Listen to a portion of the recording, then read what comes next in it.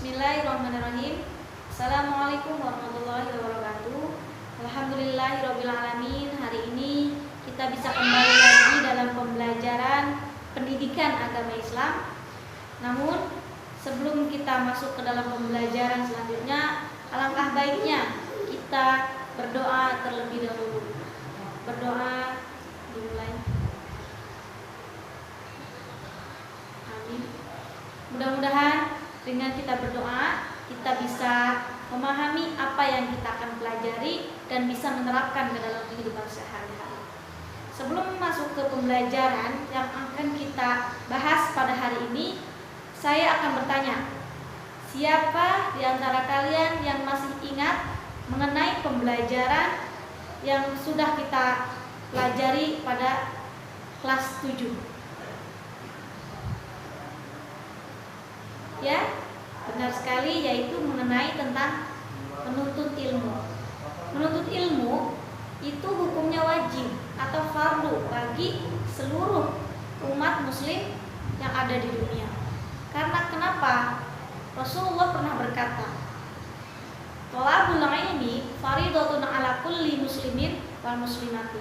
Menuntut ilmu itu hukumnya wajib bagi kaum muslim laki-laki dan kaum muslim perempuan. Berarti seluruh umat Islam yang ada di dunia ini wajib yang namanya menuntut ilmu. Maka dari itu kita harus bisa memaksakan diri kita agar terus menuntut ilmu. Karena dengan menuntut ilmu kita akan paham betul mana yang harus kita kerjakan dan mana harus kita tinggalkan. Dengan seperti itu akan meningkatkan iman kita terhadap Allah Subhanahu wa taala. Karena ketika kita sudah beriman, sudah yakin kepada Allah Subhanahu wa taala, kita melaksanakan perintah Allah Subhanahu wa taala itu dengan ikhlas. Karena tujuan kita melaksanakan tugas kita sebagai umat muslim adalah untuk menggapai ridho Allah Subhanahu wa taala. Ketika kita sudah mendapat ridho Allah, kita akan diberikan apapun yang kita inginkan. Jangankan hanya di dunia, keinginan kita yang ada di dunia, surga pun Allah berikan kepada kita jika Allah sudah ridho kepada kita. Dan sekarang kita memasuki semester 1 kelas 8. Pelajaran yang kita akan pelajari yaitu iman kepada kitab Allah. Kitab Allah itu yang harus kita ketahui ada 4. Yang pertama kitab Taurat, yang kedua kitab Zabur, yang ketiga kitab Injil, dan yang keempat adalah kitab suci Al-Quran. Nah, dengan kita mempelajari kitab-kitab Allah, kita akan tahu mana saja petunjuk yang harus kita laksanakan, yang harus kita ikuti. Karena tidak semua kitab tersebut bisa kita ikuti. Dari keempat kitab itu hanya Al-Quran yang masih suci saat ini. Dengan kita mempelajari Al-Quran, kita akan lebih paham bagaimana menjalani hidup ini dengan baik sesuai tuntunan syariat Islam. Jika kita jauh dengan Al-Quran, tidak pernah melihat ataupun membaca dan memahami Al-Quran, itu sangatlah jauh dari ketaatan, dari ibadah, dan dari segala hal yang membuat kita dekat dengan Allah Subhanahu wa taala. Maka dari itu kita lebih baik lagi kalau lebih betul-betul mempelajari iman kepada kitab Allah ini, agar kita lebih yakin bahwa Allah itu adalah Maha Pemberi petunjuk. Adapun tujuan dari kita mempelajari iman kepada kitab-kitab Allah Subhanahu wa taala, diantaranya yang pertama, kita akan tahu bahwa kitab apa saja yang wajib kita ketahui. Yang kedua, kita akan mengetahui bahwa kepada siapa saja kitab-kitab Allah Subhanahu wa taala ini diturunkan. Yang ketiga, yaitu bisa membedakan mana yang namanya kitab dan mana yang namanya suhuf. Karena kitab dan suhuf ini merupakan sesuatu yang berbeda. Kalau suhuf merupakan lembaran-lembaran wahyu Allah Subhanahu wa taala, sedangkan kitab adalah kumpulan suhuf yang sudah dibukukan. Dan yang keempat, yaitu kita tahu bahwa dalil-dalil apa saja yang mengenai penjelasan tentang iman kepada kitab-kitab Allah, sehingga kita akan lebih yakin bahwa adanya kitab Allah Subhanahu wa taala ini.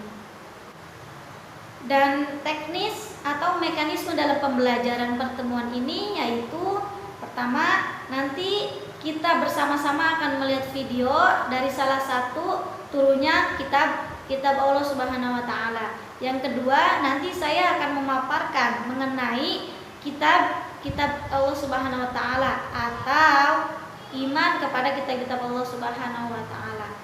Setelah saya menjelaskan atau memaparkan dari pengertian iman kepada kitab-kitab Allah Subhanahu wa taala, nanti silakan di antara kalian bertanya apa saja yang belum kalian pahami dan masih belum kalian mengerti mengenai iman kepada kitab-kitab Allah Subhanahu wa taala ini.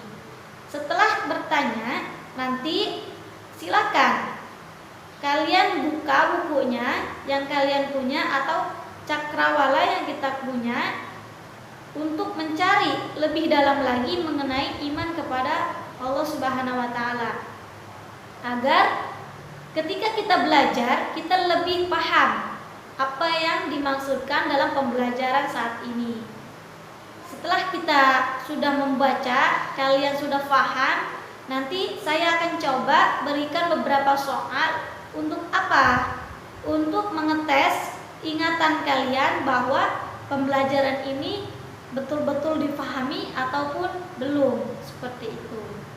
Dan sekarang mari kita lihat video mengenai turunnya kitab Zabur kepada Nabi Musa alaihissalam. Silahkan disimak dan difahami video tersebut. Kisah Nabi Musa alaihissalam menerima kitab Taurat. Kisah ini disebutkan dalam Al-Quran pada surat Al-A'raf ayat 138 hingga 145. Diceritakan bahwa setelah Nabi Musa beserta Bani Israel selamat dari kejaran Fir'aun, mereka meninggalkan Mesir dan melanjutkan perjalanan menuju kota Palestina. Di tengah perjalanan, tibalah Nabi Musa dan Bani Israel di suatu pemukiman penduduk. Terlihat bahwa penduduk di daerah itu masih menyembah patung berhala. Melihat fenomena tersebut, Bani Israel mulai resah. Mereka pun mengungkapkan keresahannya kepada Nabi Musa. Wahai Musa, buatkanlah kami patung seperti orang-orang yang memuliakan Tuhannya itu. Apa yang kalian maksud dengan Tuhan? Itu adalah patung-patung berhala yang mereka sembah. Kalian ini seharusnya lebih baik dari mereka. Nabi Musa sangat kecewa dan sedih mendengar permintaan kaumnya itu. Padahal jelas-jelas Bani Israel baru saja diselamatkan Allah Subhanahu wa taala dari kejaran Fir'aun dan pasukannya. Wahai kaumku, bukankah Allah telah menyelamatkan kalian dari kekejaman Fir'aun? Sesungguhnya Allah sangat memuliakan golongan dari kalian. Seperti yang disebutkan dalam Al-Quran surat Al-A'raf ayat 140. Dia, Musa berkata, pantaskah aku mencari Tuhan untukmu selain Allah, padahal dia telah melebihkan kamu atas segala umat pada masa itu. Mendengar apa yang disampaikan oleh Nabi Musa, barulah Bani Israel menyadari kekeliruannya. Pada malam harinya, Nabi Musa mendapatkan petunjuk melalui mimpi bahwa ia diutus Allah untuk pergi ke bukit Tur Sina, sebagaimana yang disebutkan dalam Al-Quran surat Al-A'raf ayat 142. Dan kami telah menjanjikan kepada Musa memberikan Taurat 30 malam, dan kami sempurnakan jumlah malam itu dengan 10 malam lagi. Maka sempurnalah wahyu yang diberikan Tuhannya 40 malam. Keesokan harinya sebelum berangkat, Nabi Musa meminta kepada Nabi Harun untuk mengawasi kaumnya agar tidak menyimpang dari perintah Allah. Wahai saudaraku, Harun, gantikanlah aku dalam memimpin kaumku. Teruslah membimbing mereka dalam kebaikan, dan jangan engkau mengikuti ajakan mereka yang sesat. Insya Allah, wahai Musa, aku akan melaksanakan amanah darimu dengan segala kemampuanku. Nabi Musa juga berpamitan dengan kaumnya, Bani Israel. Wahai kaumku, aku diperintahkan oleh Allah untuk menerima wahyu yang kedua. Taatlah kalian dengan perintah dari saudaraku, Nabi Harun. Dialah pemimpin kalian selama aku pergi. Setelah berpamitan, Nabi Musa pergi ke Bukit Tur Sina, tempat pertama kali beliau menerima wahyu dari Allah. Ketika tiba waktu yang telah ditetapkan oleh Allah, sampailah Nabi Musa di Bukit Tur Sina. Pada tempat inilah terjadi pembicaraan antara Nabi Musa dengan Allah. Kemudian Nabi Musa memohon kepada Allah agar dapat melihat wujud Allah. Ya Tuhanku, tampakkanlah dirimu kepadaku, agar aku dapat melihat engkau. Allah menjawab permintaan Nabi Musa seperti yang disebutkan dalam Al-Quran, Surat Al-A'raf ayat 143. Allah berfirman, "Engkau tidak akan sanggup melihatku, namun lihatlah ke gunung itu. Jika ia tetap pada tempatnya sebagai sedia kala, niscaya engkau dapat melihatku." Ketika Allah menampakkan keagungannya melalui gunung yang ada di depan Nabi Musa, gunung tersebut hancur. Seketika itu juga Nabi Musa kaget dan pingsan. Beberapa menit kemudian, Nabi Musa terbangun. Beliau pun menyadari bahwa tidak sepantasnya ia meminta hal tersebut kepada Allah. Subhanallah, Maha Suci Allah, aku bertobat kepadamu, dan aku adalah orang yang pertama-tama beriman. Kemudian Nabi Musa mendapatkan kitab Taurat yang berisi tentang ajaran atau perintah bagi kaumnya, yaitu Bani Israel. Nabi Musa adalah nabi sekaligus rasul yang dipilih oleh Allah untuk mengemban risalahnya dan dilebihkan kemampuannya dari manusia lain pada masa itu, seperti dapat berbicara langsung dengan Allah. Demikianlah akhir kisah Nabi Musa menerima kitab Taurat dari Allah. Nah, setelah kalian melihat video tadi, saya sekilas akan menjelaskan mengenai beberapa kitab-kitab Allah Subhanahu wa taala yang kita ketahui. Yang pertama, mengenai pada surah Al-Mu'minun ayat 49 yang berbunyi, "Walaqad atayna Musal kitaba la'allahum yahtadun." Dan sungguh telah kami anugerahi kepada Musa kitab Taurat agar mereka Bani Israel mendapat petunjuk. Quran surah Al-Mu'minun ayat 49.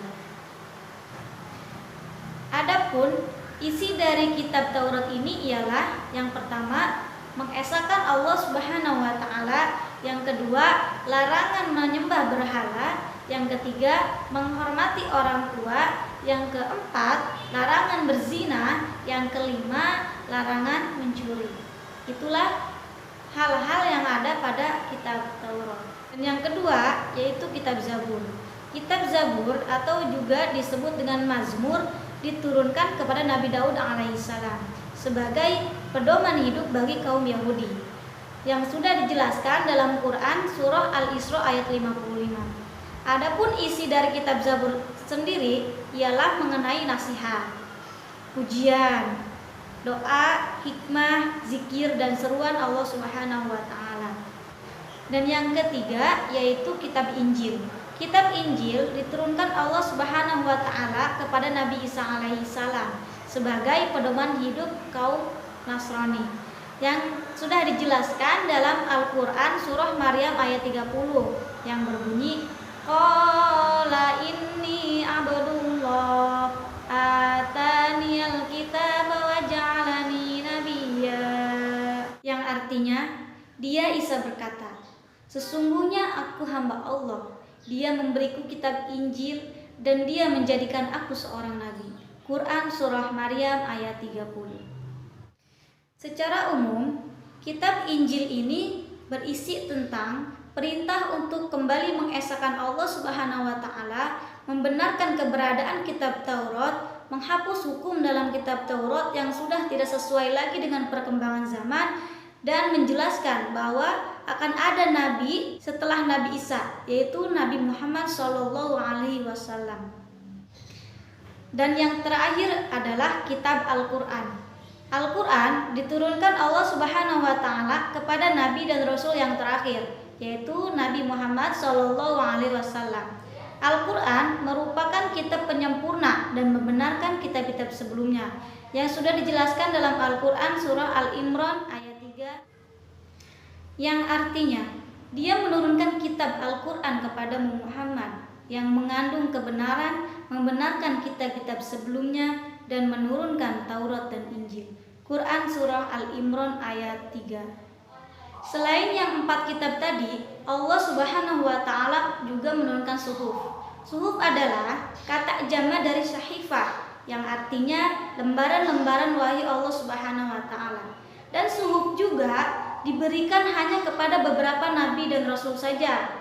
Yang pertama kepada Nabi Adam alaihissalam sebanyak 10 suhuf. Yang kedua kepada Nabi Syis alaihissalam sebanyak 60 suhuf. Yang ketiga kepada Nabi Idris alaihissalam sebanyak 30 suhuf. Yang keempat kepada Nabi Ibrahim alaihissalam sebanyak 30 suhuf. Dan yang terakhir kepada Nabi Musa alaihissalam sebanyak 10 suhuf. Itu merupakan beberapa suhuf yang Allah turunkan kepada Nabi dan Rasulnya. Ingat, suhuf dan Al-Quran merupakan sesuatu yang berbeda.